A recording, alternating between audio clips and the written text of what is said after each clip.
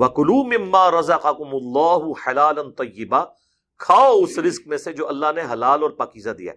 حلال ہونا چاہیے، یعنی حلال کی کمائی سے بھی ہو، وہ کھائی جانے والی چیز بھی حلال بھی ہو۔ یہ نہیں ہے کہ اب قرآن میں اب بس یہی رہ گئے کلو وشربو، کھاؤ اور پیو، یہ بھی لوگ لیتے ہیں نا، اسی کے وہ کہتے ہیں کہ اللہ نے حکم دیتے ہیں، اور اسی پہ وہ تیجے 40ویں جمعراتیں برسیاں ساری اس پہ چل رہی ہوتی ہیں، کہتے ہیں اللہ نے کہا کھاؤ پیو۔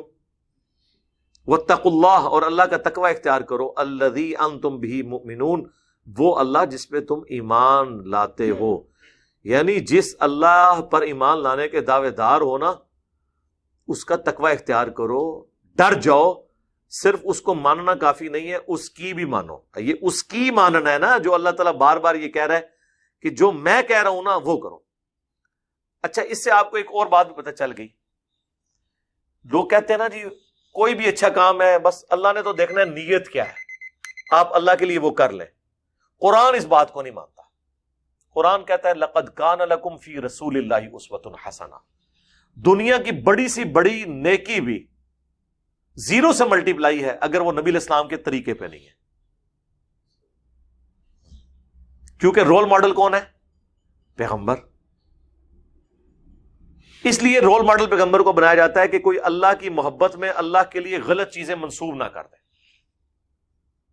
ادروائز صوفیاء نے مسلمانوں میں اور راہبوں نے کرسچینٹی میں جو کچھ اللہ کے ساتھ منسوب کیا ہے، مجھے 1% بھی شک نہیں ہے کہ انہوں نے اللہ سے دشمنی میں کیا ہے، اللہ کی محبت میں کیا ہے۔ بلکہ میں تو اس سے بڑا جملہ بولتا ہوں، اس امت کے بڑے بڑے علماء اور بزرگوں نے جہاں جہاں دین کا جنازہ نکالا ہے پوری نیک نیتی کے ساتھ نکالا ہے۔ انہوں نے یہ سمجھا ہے کہ اسی میں ہی امت کی فلاح ہے، اسی میں ہماری آخرت کی کامیابی ہے۔ لیکن قرآن و سنت سے وہ ہٹ کے، اس لیے ایکسیپٹیبل نہیں۔ جی مثنوی مولانا روم پڑھیں جی، کہتے ہیں جی وہ اگر کسی نے فارسی کا قرآن پڑھنا ہے تو وہ پڑھے۔ بھائی فارسی کا قرآن پڑھنا ہے تو وہ کیوں پڑھے؟ فارسی میں ترجمہ شاہ ولی اللہ دہلوی نے کیا ہوا ہے قرآن کا، وہ کیوں نہ پڑھے؟ دیکھو اندازہ کرو۔ اور پھر میں نے اس کا جب پوسٹ مارٹم کیا کہ اس میں تو کتنے گستاخانہ واقعات ہیں حضرت موسیٰ علیہ السلام کے بارے میں۔ وہ اکثر آپ کو یہ واعظین سناتے ہوں گے کہ جی حضرت موسیٰ ایک بندے کے پاس سے گزرے اور وہ کہہ رہا تھا اللہ تو میرے پاس آئے، میں تیری کنگھی کروں، میں تجھے نلاؤں دلاؤں۔ حضرت موسیٰ علیہ السلام نے اسے منع کیا تو اللہ موسیٰ سے ناراض ہو گیا۔ استغفر اللہ۔ یہ اگر اتنے کو محبت کی چیزیں تھیں تو قرآن میں اللہ نازل کر دیتا نا کہ اے نبی کے ماننے والوں، تم بھی اللہ کو جب محبت سے پکارو تو یہ کہا کرو کہ اللہ میں تیری کنگھی کروں، تجھے نلاؤں دلاؤں۔ اور پھر یہ کیا بتانا چاہ رہے ہیں کہ موسیٰ علیہ السلام کو اللہ سے محبت کا وہ تقاضا نہیں پتا جو اس نانگے پیر کو پتا ہے۔ تو یہ حضرت موسیٰ کی توہین نہیں ہے، حضرت موسیٰ کے استاد کی توہین ہے کہ اس نے کس قسم کا شاگرد بنایا ہے کہ اس کو ایک ڈنگر سمجھا رہا ہے۔ اور یہ مذہبی مولانا روم میں لکھا ہوا ہے انسانی گوشت چاہیے جی۔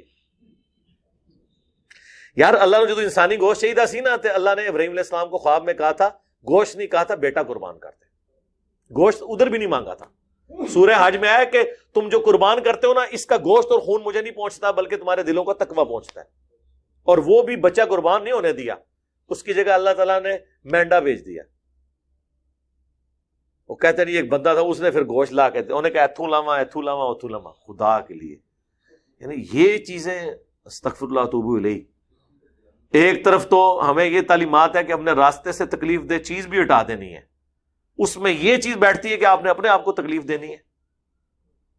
تو یقین کریں کہ اس سے بڑے کہ ہم کو اب کیا کہیں کہ کتابوں کا خدا اور ہے بابوں کا خدا اور عرض نہ کریں کہ مرنے سے پہلے ہے مسلمان کر لے اس پہ غور، کتابوں کا خدا اور ہے بابوں کا خدا اور۔ تو یہ کتابوں کے خدا کو فالو کریں۔ وہ مری کے ایک پیر صاحب تھے، فوت ہو گئے ہیں، اور جڑے کہتے سن جنہوں طواف دیاں دعاواں نہ آندیاں ہن وہابیاں نوں گالاں کڈے۔ جس کو طواف کی دعائیں نہ آتی ہوں تو وہ طواف کعبہ میں وہابیوں کو او تہاڈی ایسی تیسی، تہاڈے بنانے والے دی ایسی تیسی پوری ایکٹنگ کر کے انہوں نے بتائی۔ تو وہ ان کا ایک ٹی وی چینل بھی انگلینڈ سے چلتا ہے، اس میں نے خود سنا، وہ کہہ رہے تھے کہ جی مجھے لوگ کہتے ہیں درس دو درس دو۔ میں نے کہا یار درس کس چیز کا دوں میں؟ پھر کہتے ہیں اللہ نے میرے دماغ میں ڈالا کہ مصری مولانا روم کا درس میں شروع کروں۔ قرآن نہیں پایا۔ وَأُوحِيَ إِلَيَّ هَذَا الْقُرْآنُ لِأُنذِرَكُم بِهِ وَمَن بَلَغَ۔ اے نبی تم فرماؤ مجھے تو قرآن اللہ نے اس لیے وحی کیا ہے کہ میں تمہیں بھی ڈر سنا دوں، جس تک یہ کتاب پہنچ جائے اسی سے ڈر سنائے، اسی کی بات آگے کرے۔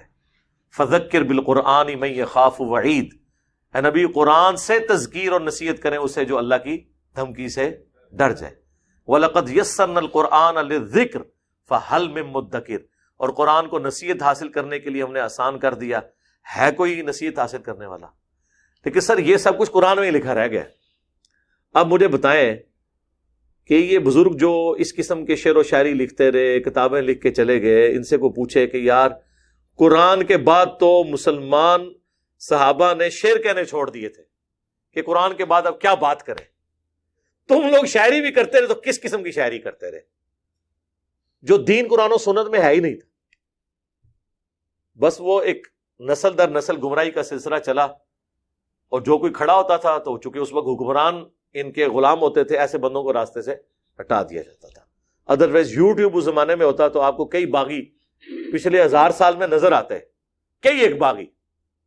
یہ تو اللہ تعالیٰ نے اس مبارک دور میں یہ ذرائع پرووائڈ کر دی ہیں، الحمدللہ۔ اللہ تعالیٰ سے دعا ہے جو حق بات میں نے کہی اللہ تعالیٰ ہمارے دلوں میں راسخ فرمائے، اگر جذبات میں میرے منہ سے کوئی بات غلط نکل گئی اللہ تعالیٰ ہمارے دلوں سے محو کر دے، ہمیں معاف بھی فرما دے، ہمیں کتاب و سنت کی تعلیمات پر عمل کر کے دوسرے بھائیوں تک پہنچانے کی توفیق عطا فرمائے۔ سبحانک اللہم و بحمدک، اشہد ان لا الہ الا انت، استغفرک و اتوب الیک، وما علینا الا البلاغ المبین۔ جزاکم اللہ۔